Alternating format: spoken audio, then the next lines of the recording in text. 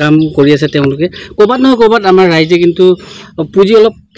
গোটেই অসমত যদি দিবলৈ বিচাৰে তেতিয়া পুঁজি ক'বাত নহয় ক'বাত কমি অনুভৱ কৰিছে ৰাইজে কিন্তু কি ক'ব ছাৰ আপোনালোকৰ সমগ্ৰ অসমতেই যোৱা মুৰি ডাঙৰীয়াৰ চৰকাৰ 14 চন 16 চনৰ পৰা সৰ্বানন্দ সোণোৱাল ডাঙৰীয়াৰ চৰকাৰ 21 চনৰ পৰা হিমন্ত বিশ্ব শৰ্মা ডাঙৰীয়াৰ চৰকাৰখনে সৰ্বস্তৰত যি বিকাশ আৰু উন্নয়নে আগুৱাই লৈ গৈছে এই উন্নয়ন আগতে কেতিয়াও হোৱা নাছিল ইভিন পোন প্ৰথমবাৰৰ কাৰণে ভাৰতীয় জনতা পাৰ্টিৰ চৰকাৰে গোৰ্খা ডেভেলপমেণ্ট কাউন্সিল গঠন কৰি দিছে যাতে গোৰ্খা সমাজৰ কৃষ্টি সংস্কৃতি ৰীতি নীতি লোকবিশ্বাস পৰম্পৰা এইবিলাক প্ৰসাৰ কৰা চৰ্চা কৰা এনেধৰণৰ এটা বাতাবৰণ নিৰ্মাণ কৰাৰ ক্ষেত্ৰত এই জনগোষ্ঠীটোক এই সন্মান প্ৰদৰ্শন কৰিছে আৰু যথেষ্ট পৰিমাণৰ প্ৰত্যেক বছৰে আবণ্টন দিয়া যায় প্ৰত্যেক বছৰত নিশ্চয় 13 কোটি মান টকা দিয়া হয় কিন্তু অসমখনত সকলো অঞ্চলতে গোৰ্খা ৰাইজ আছে প্ৰত্যেকখন জিলাত প্ৰত্যেকটো সমষ্টিত বিভিন্ন গাঁওসমূহ আছে সকলোৱে আশা কৰাটো স্বাভাৱিক কথা যে আমাৰ ডেভেলপমেণ্ট কাউন্সিলৰ পৰা আমি এটা ফাণ্ড পাওঁ কিন্তু এই যেটো পুঁজি সেই পুঁজি যথেষ্ট পৰিমাণৰ হয় কিন্তু ডেফিনেটলি হ'বই কাৰণ গোটেই অসমখনতেই বিস্তৃত হৈ আছে গতিকে কথাটো এনেকুৱা নহয় যে ডেভেলপমেণ্ট হোৱা নাই আজি এইটো গোৰ্খা বসতি প্ৰধান অঞ্চল আজিৰ পৰা আপুনি 3 বছৰ আগত অহা হ'লে ইয়াতে ৰাস্তাত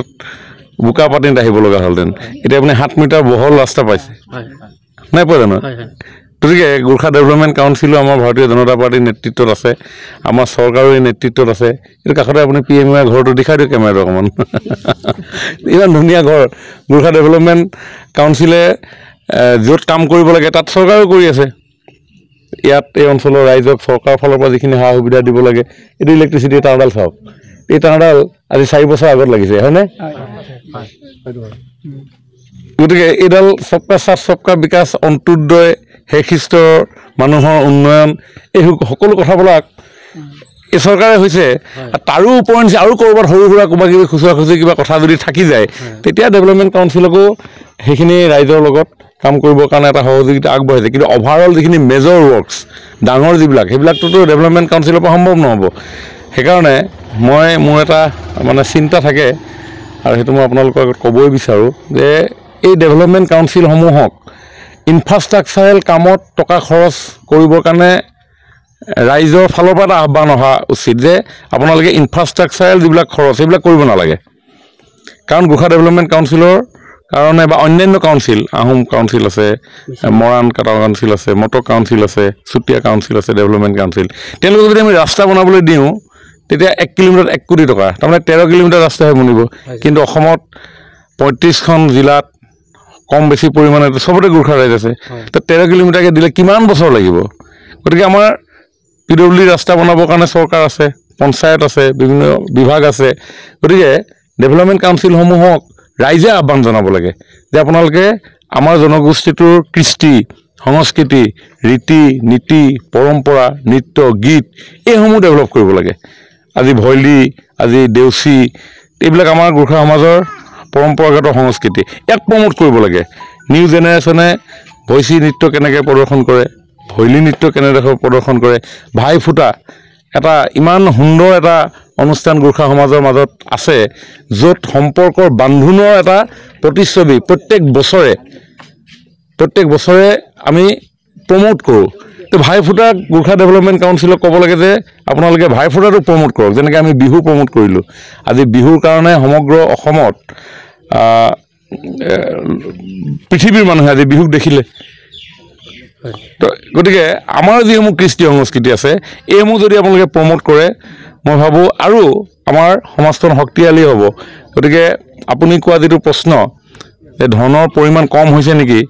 চাব গ'লে হয় কম হৈছে যদি আপুনি অন্য ফালেদি যদি ইউটিলাইজ কৰিব যায় এই 13 কোটি টকাৰে এই গোৰ্খা সমাজৰ এই গোটেইবিলাক যিবিলাক আমাৰ